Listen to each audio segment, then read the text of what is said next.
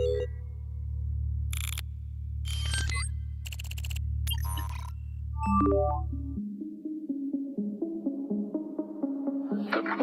small step for man.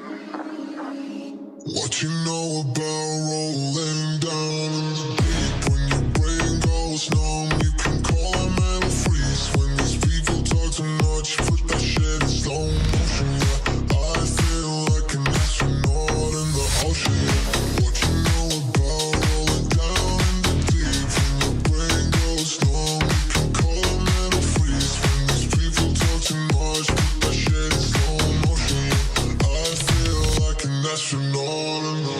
She says that I'm cool. I'm like, yeah, that's true. I believe in G.O.D. Don't believe in T.H.O.D. She keep playing me down. I'ma play her for fun.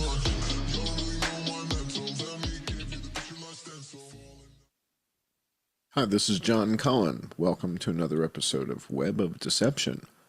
I'm joined once again by my co-host Jason Goodman. Jason, thanks again for taking time to walk us through this. This is going to be a big show. This is an interesting twist.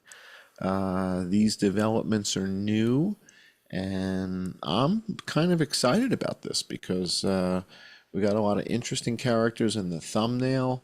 There's a lot of moving parts here. This is the 25th episode of Web of Deception. We've been at this now for 6 months.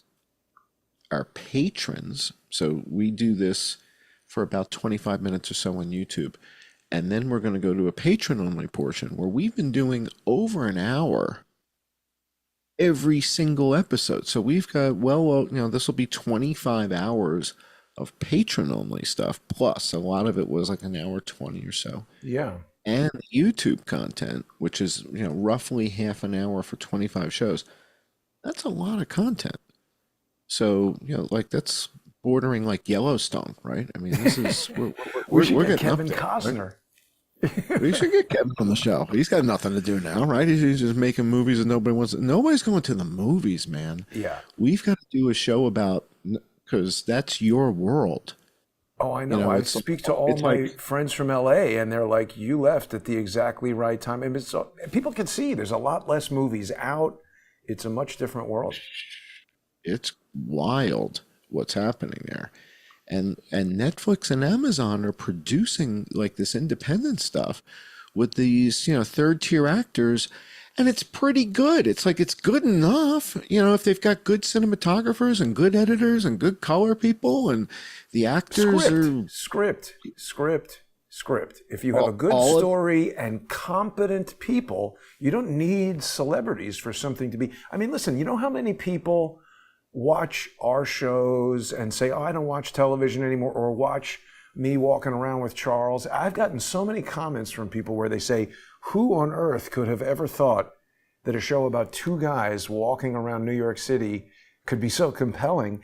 And that's the thing, forever. I mean, when you and I grew up, it was like Channel 2, Channel 4, Channel 7, and then your local affiliates, and that was it. And this explosion of television programming with cable news, and now with live streaming. I mean, the amount of information that people are flooded with, it's interesting to just observe and to think about how that affects politics, how that affects the type of stuff that we're talking about. Because you said something very important at the top of the show, John. You said that this is new information, and you're right. There is new information, but there's something I think even more important about this 25th episode, and asking the question, is General Michael Flynn at the center of the Web of Deception? A lot of people think that I have been like attacking General Flynn, and they're like, "Oh, come on, man, we're on the same side, and why are you attacking Flynn?"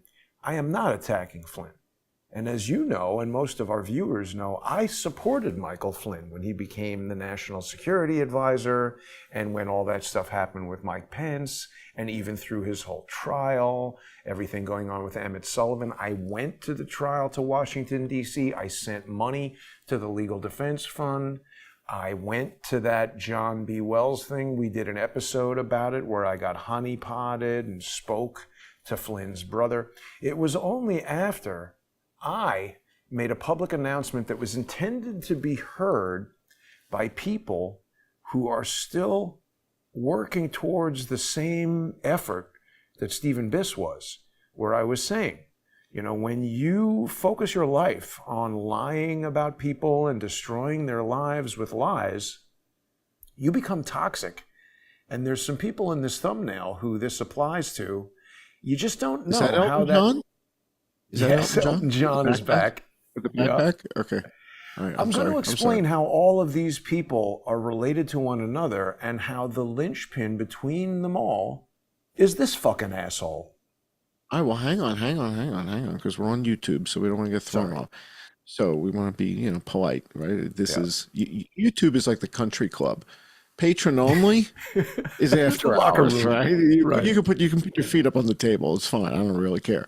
But here, let's behave. Sorry. Now let's go one step at a time, though, because there might be people watching going, I've heard of this guy.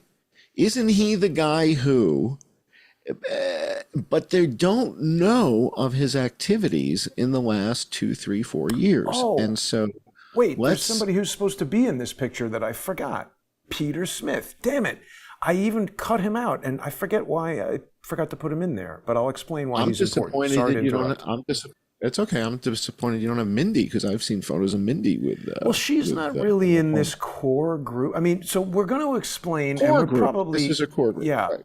We're probably not going to have time to get through all of this on YouTube, but for people who are really interested in this information, and anybody who's out there like, oh, if you guys were patriots, you'd make this free or whatever... We've been through it a million times. We put this kind of information on YouTube, it gets deleted. We put information out for free, and then you and I have no ability to buy food, and within about 2 or 3 months we have to stop doing this and go get a job at Home Depot or the Apple Store or something. And so for people who enjoy this information and really want to go in depth and understand what each of these miscreants did and continue to do that makes them part of this web. This is a network, and it all seems to emanate out from General Flynn. For people who are truly interested in learning about that, they're going to also want us to continue this show, and they're going to become sponsors on subscribestar.com/IamJohnCullen, patreon.com/IamJohnCullen, odyssey.com/@crowdsourcethetruth, crowdsourcethetruth.substack.com, and Subscribestar and Patreon/crowdsourcethetruth. People like it that I'm using the word linchpin. Terrence Howard is going to come after me for using the word linchpin. He's interesting. All right, so I want to point something out to people, though. The support that we get from the patrons. So we have patrons that support us, $5 a month, $10 a month. Some, step up a bit more because they can. But we don't sell stuff here. You don't sell stuff, I don't sell stuff. So you don't have any supplements. I don't have any, emergency food in the bucket. Right? We don't sell it. We don't sell anything. So that's it. So the only stuff that we don't have any sponsors. We don't sell any pillows. We don't sell any slippers. We don't sell any bed sheets. We have nothing. So if you want to go to the Teespring store and buy my crazy shirts and hats, I make that as a goof. I mean, that's just a goof. It just complicates things. But wait, people like the hats. You are raising an important point. You're raising a very important point, John. Because, first of all, the reason we don't do that is because that becomes a separate business where you're in the T-shirt selling business or the coffee selling business or the vitamin selling business, and that's inventory and product and, all kinds of stuff. So we're not doing that. But the other thing that's really important, and it will pertain to what we're going to talk about tonight, is that I want people to understand that we are advertising a subscription video service, and this is how we earn money. Thinking viewers will ask themselves, how do people who appear every day on YouTube or other channels, how are they funding this if they're specifically saying, oh, I'm a patriot and I'm doing this because I don't need money? Are they super rich? I mean, even Elon Musk is all over trying to get people to sign up for things on Twitter, to pay for advertising, to get the premium service, because he's running a business and he knows that if a business doesn't make money, it goes out of business. But enough of that. I want to talk about these people in the thumbnail. Let me know when you're ready to hear about it. Well, let's start with the big guy on the thumbnail and just give us just a basic history lesson. Take us back to before Trump was nominated. What role was he in? Where was he? What was he doing? Was he in uniform? Doing what? Then what happened? And then what happened? Because I think the history here is kind of important for even for people who kind of are up to date on what's been going on. Let's make sure we're all talking about the same guy here, because this is a key guy in all the Obama Trump developments, and Yeah. that baton zone was a key period of time. So can you walk us through that part and then bring us up to date with him, and then we'll go through the other people in the thumbnail. I think it's important for people to understand that I am not a General Mike Flynn expert. I am not purporting to be a General Michael Flynn expert. I didn't start Crowdsource the Truth or even you and I starting Web of Deception. It wasn't like, ooh, let's do a show about Mike Flynn. And in fact, things that he's done since we started this show have focused my attention on him much more than it ever was before. Like I said, I supported this guy and took him at face value. So some of the answers to those questions that you've just asked, they remain unanswered. But it's important to understand that Flynn and people who don't like Wikipedia, part of the reason I want to look at this is that I do believe it is curated by FBI, DHS, GEC, I think it's a good place to start as a base. Yeah. It's like checking Encyclopedia Britannica. It's the baseline. You start with a baseline, and then you look at this. I would go Okay. further than that. It's like if you know it's lying to you, and we're starting to get a sense of the types of things that it lies about. Like, in other words, there's no Wikipedia page for John Cullen, is there? There's no of course not. Wikipedia page for Jason Goodman, is there? I didn't create one. I'm sure I could figure it out if I dedicated myself to it, but I didn't do that. I find certain things have Wikipedia pages, and it's very curious. Now, obviously, Michael Flynn is an international figure. He was in the former president's cabinet, so it's not surprising for him to have a Wikipedia page, but it does give us a lot of general information about him. His father was in the army during World War I, and rather Charles's father, his grandfather. We need to look into some of this background because we're learning a lot of things about the history of World War I and World War II that are Well, let me not... ask you a question. If he's a public speaker, all right, so if he's a member of that agency, that agency where everybody goes to yeah. work Yeah, as yeah. a public speaker, I think it's part of It's Carlisle like Group. a booking agency or something. Yeah, and it's part of Carlisle.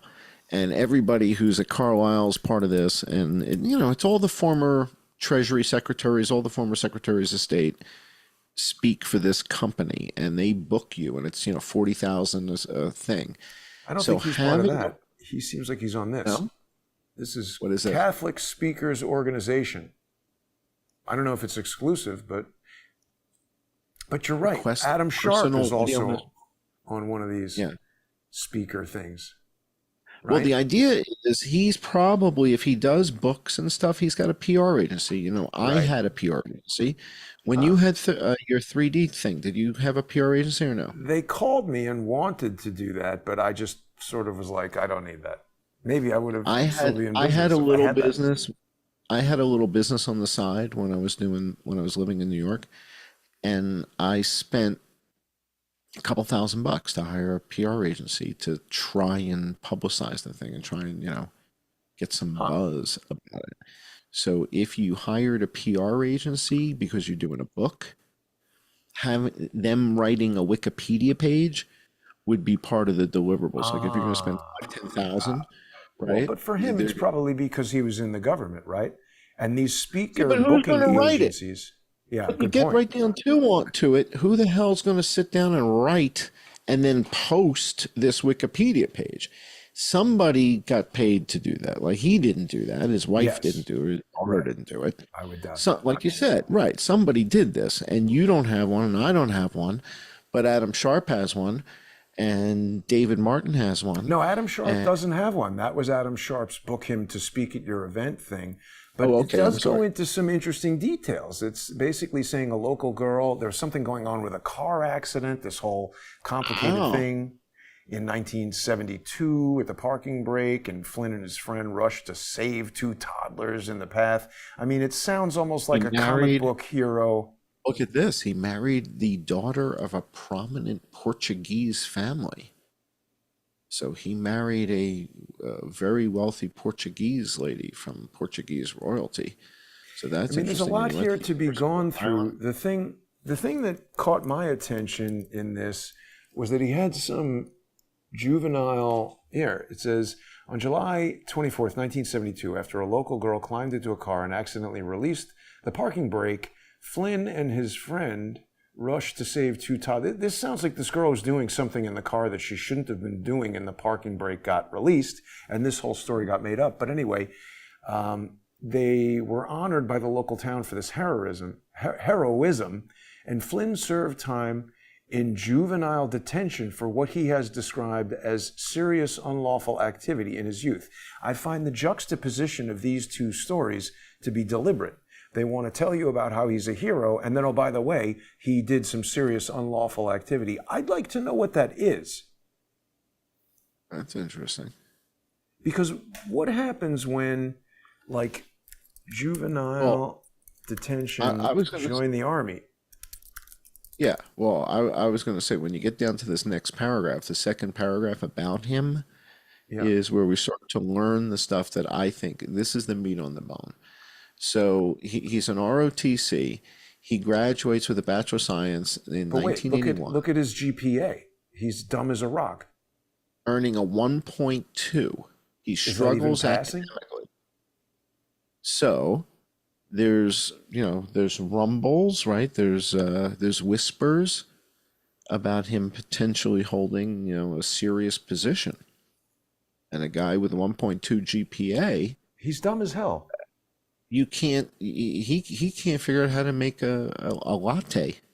Did you know that when he insulted me on Twitter, I said to him after Joe made this whole dust up about Stephen Biss, I was asking him about these financial anomalies within the America Project.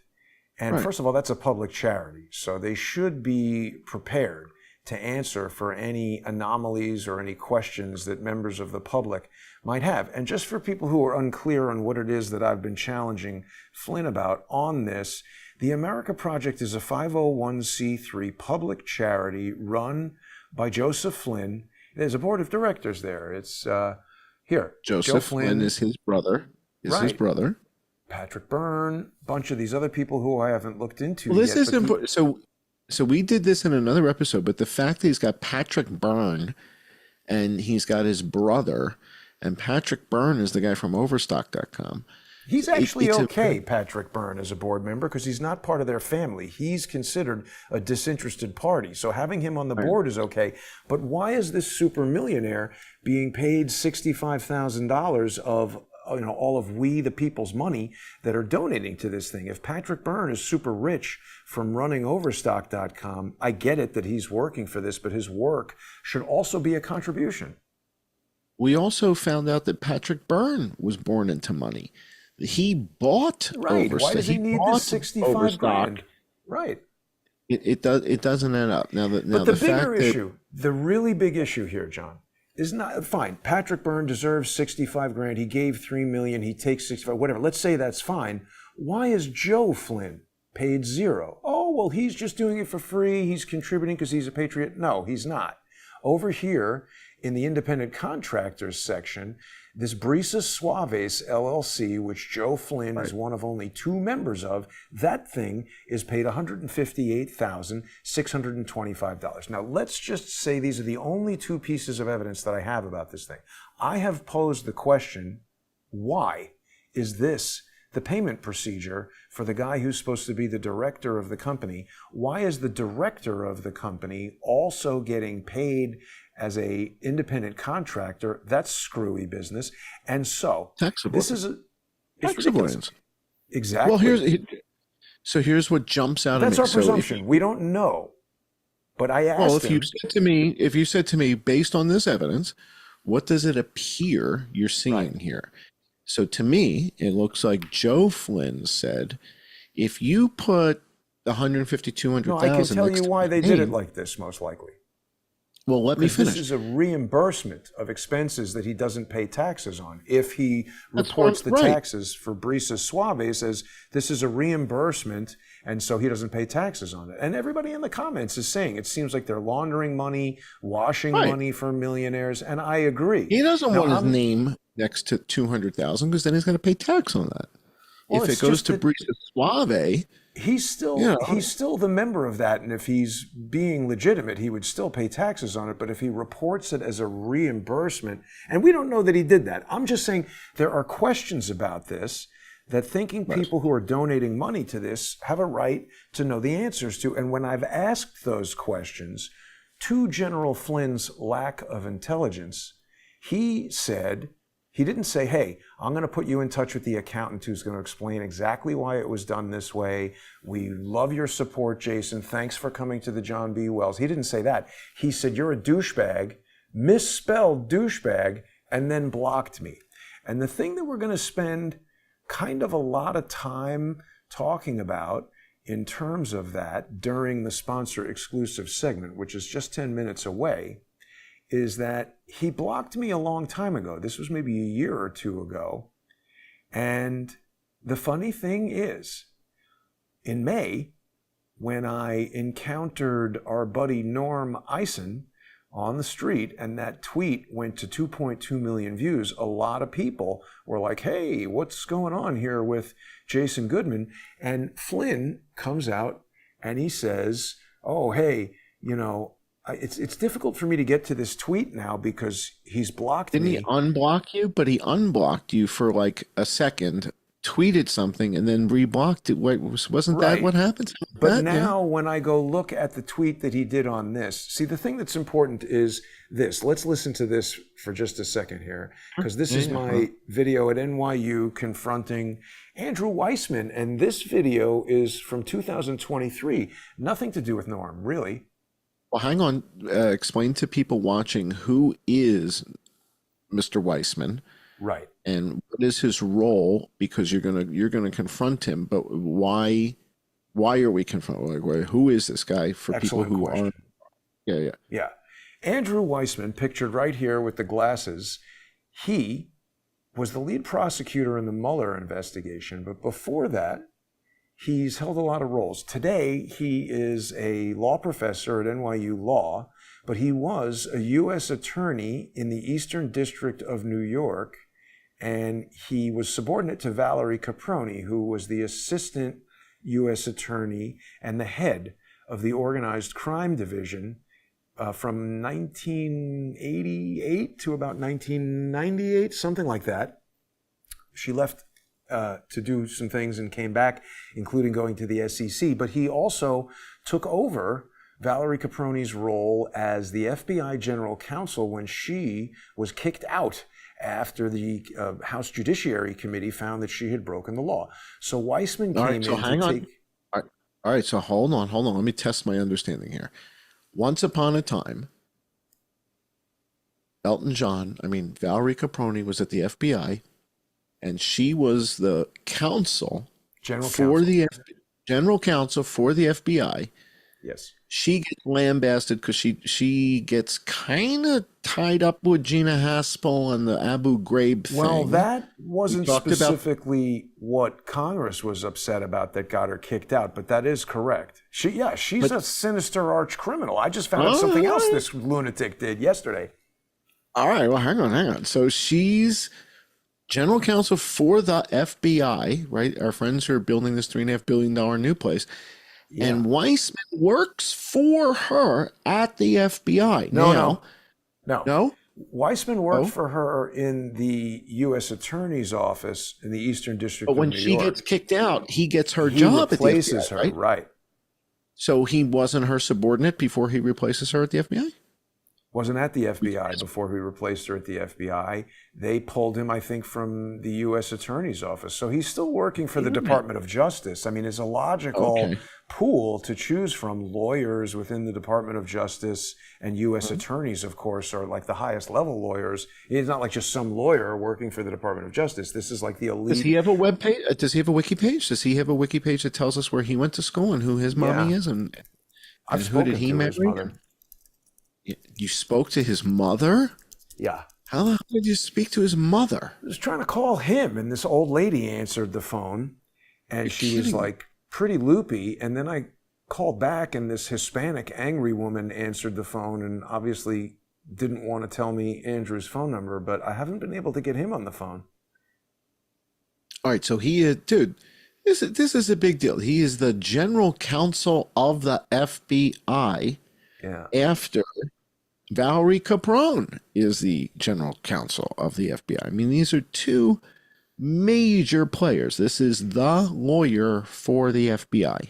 Yeah, he's done a lot of other crazy stuff, and the aspect of their career that I've just started to scratch the surface of is that this is the crew that is sort of, famously credited with bringing down the Cosa Nostra. And, that was their big thing. And also Rudy Giuliani was in the Southern District of New York, while these guys were in the Eastern District of New York. And remember all of that stuff about Costello being selected by Michael Cohen, because Costello knows Rudy Giuliani. Now, the other thing is he was one of the lead prosecutors in the Enron scandal, and Sidney Powell was part of the Department of Justice at this point, and he went to work for Jenner and Block. He was a lawyer over there, and now he's at NYU Law School as a professor, where they probably pay him a ridiculous amount of money to talk to, to basically lie to a bunch of NYU students for maybe 2 days a week. Then he writes a bunch of bullshit books that everybody buys, and I'm sure he makes a ton of dough. I think it also says that he's kind of the guy that got Paul Manafort prosecuted. Absolutely.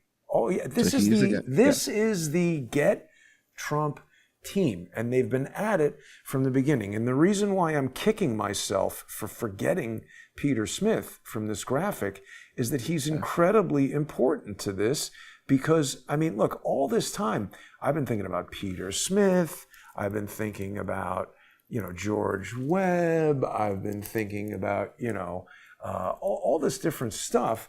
But the thing is, Peter Smith, Flynn has been at the center of this Peter Smith story from the very first moment it appeared, because they've been saying that Peter Smith was it was always very vague. They're like, they imply. Look, there it is. GOP operatives sought Clinton emails from hackers implied a connection to Flynn.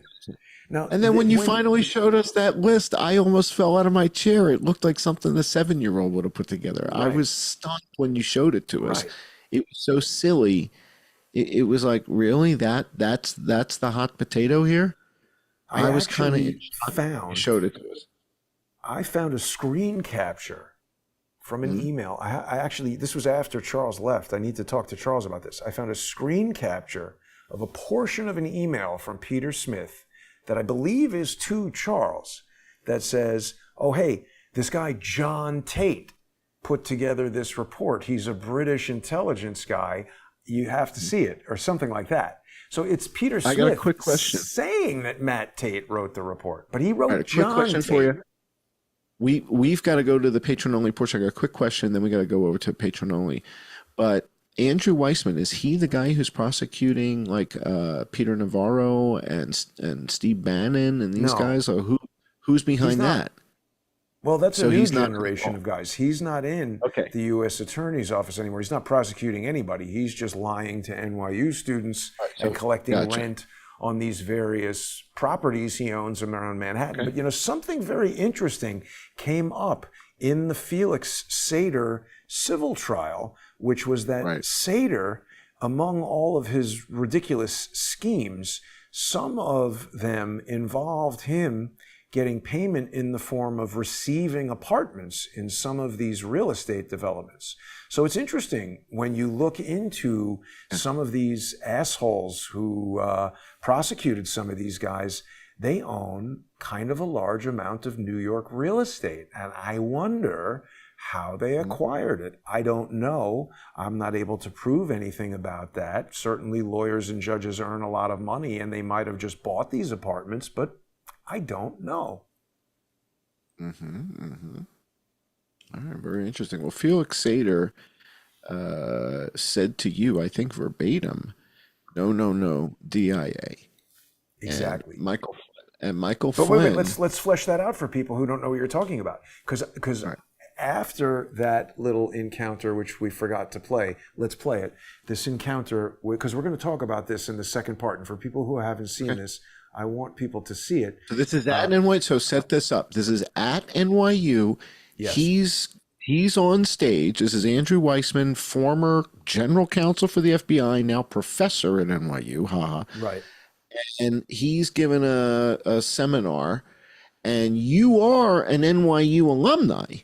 Yes. You went to NYU, okay? Yes. And you did Spider-Man. Nobody here worked on Spider-Man. You worked on But Spider-Man. they're lawyers.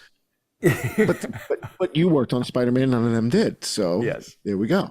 All right. So that's the setup. Anything But else there's we one need more to thing. going Yes. into this? Okay. Yeah. Yes. Yeah. Because this is also, in addition, he's really more of a media personality than he is an NYU professor. And that should be a consideration at NYU, like how much of his time is really focused on this. Because what this was sort of, I don't know if it was just to NYU alumni or what, but this was semi-open to the public in that they sent me an invitation, and this was a recording of his podcast, which is called Get Trump or something, or Prosecuting Trump or something like that. So he's on stage with this also criminal idiot, Mary McCord, and the dean of NYU Law School.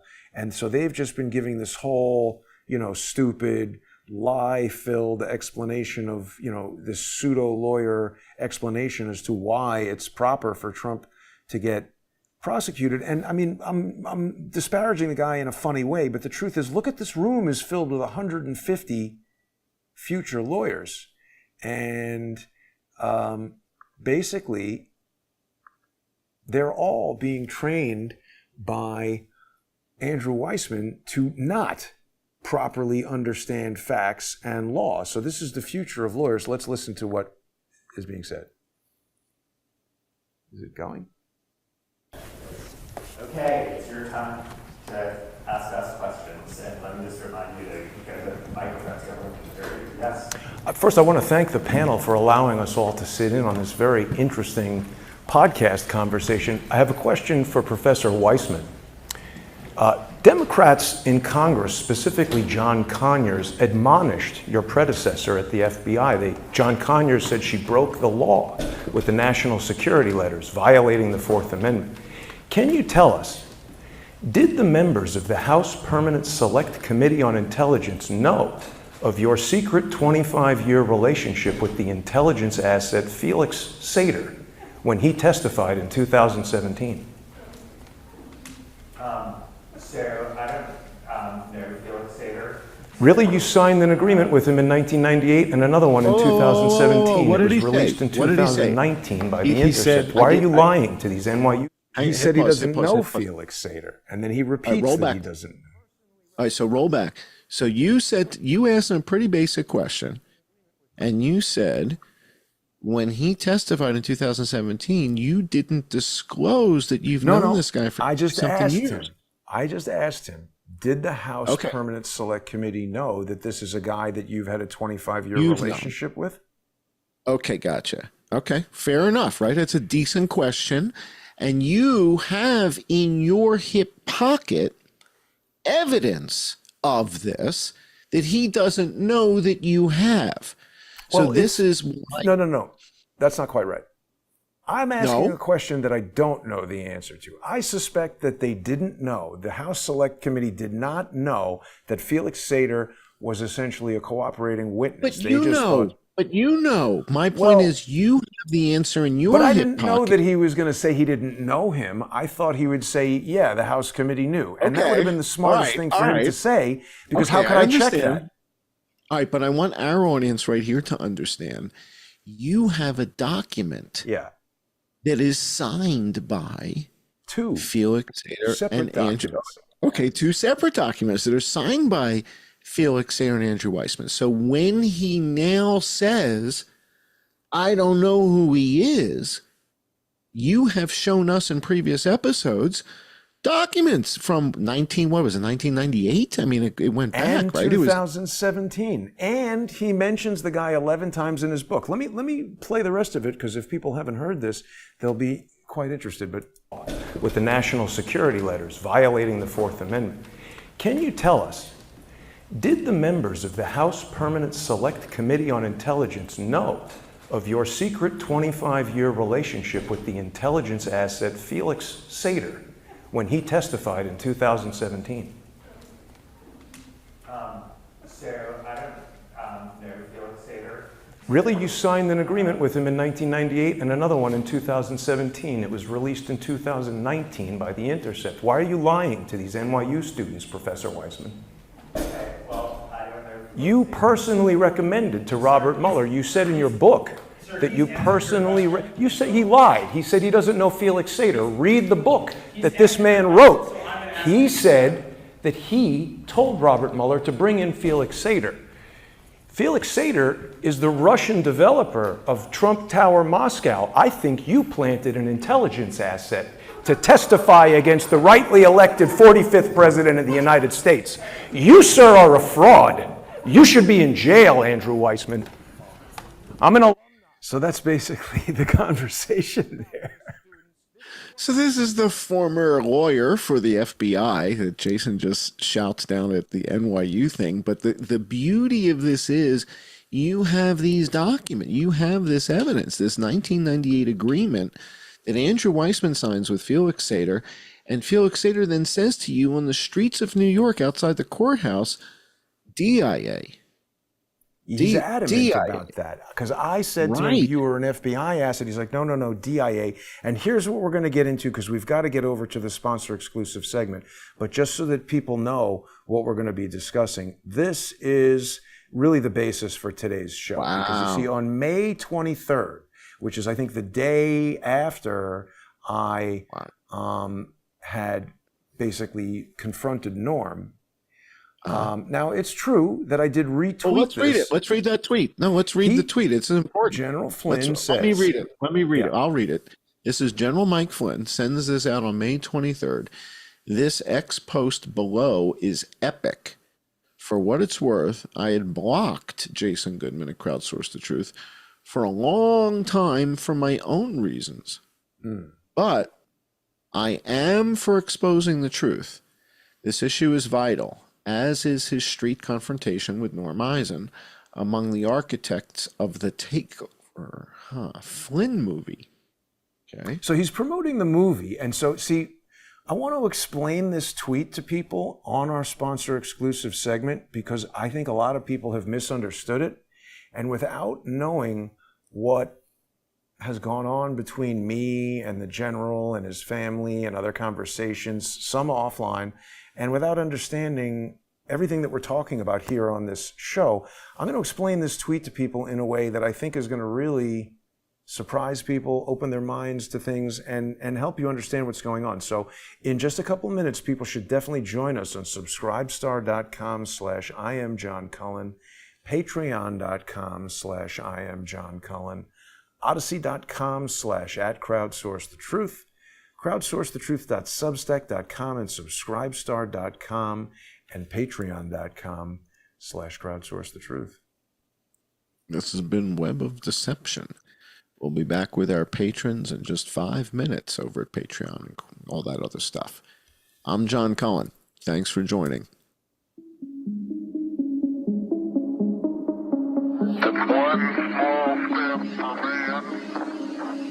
What you know about rolling down in the deep? When your brain goes numb, you can call a mental freeze. When these people talk too much, put that shit in slow motion, yeah. I feel like an astronaut in the ocean, yeah. What you know about rolling down in the deep? When your brain goes numb, you can call a mental freeze. When these people talk too much, put that shit in slow motion, yeah. I feel like an astronaut. She says that I'm cool.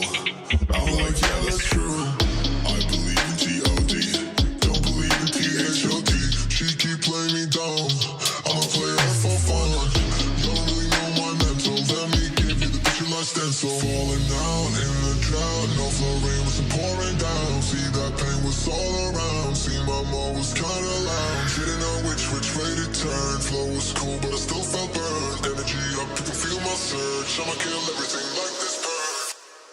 It's one small step for man. What you know about